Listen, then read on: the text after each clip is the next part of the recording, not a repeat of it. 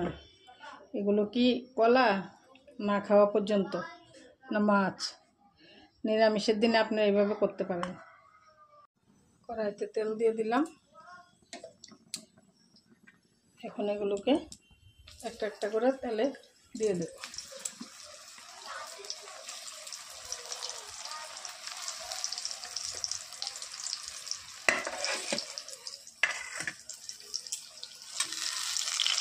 কুরমার জন্য কাঁচকলাগুলো এভাবে ভেজে নিয়েছি।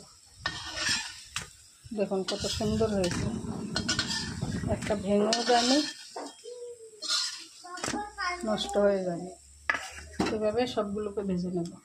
সবগুলো লাল লাল করে ভেজে নিয়েছি, সবগুলোকে তুলে নেব।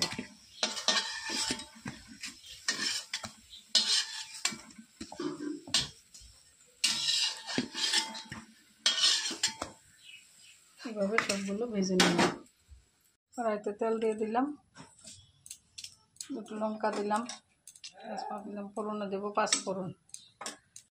ফোড়নটা লাল হয়ে গেছে। এখন এর মধ্যে জিরা, ধনিয়া, আদা, মর, লঙ্কা বাটা, হলুদ বাটা সব একসঙ্গে দিয়ে দিলাম। এখন প্রয়োজন মতো জল দিয়ে দেবো,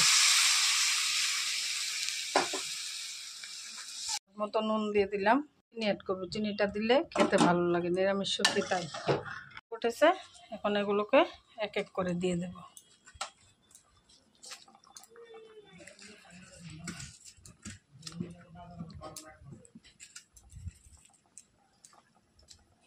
দিয়ে দিয়েছি।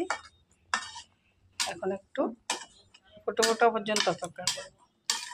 বেশি ফোটাবো না, বেশি সিদ্ধ করবো না, তাহলে ভেঙে যাওয়ার চান্স থাকবে। 1 চামচ ঘি দেব, ঘি দিলে খেতে ভালো লাগে। কুরমাটা হয়ে গেছে, এখন গরম মশলাটা দিয়ে নামিয়ে নেব।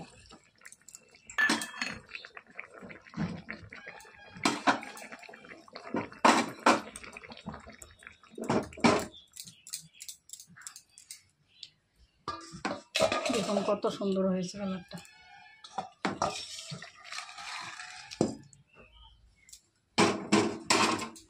আপনারা অতিথির জন্য নতুন জামাই আসলে যেইভাবে হয় খুব আনন্দে খাবে, খুব টেস্টি হয়।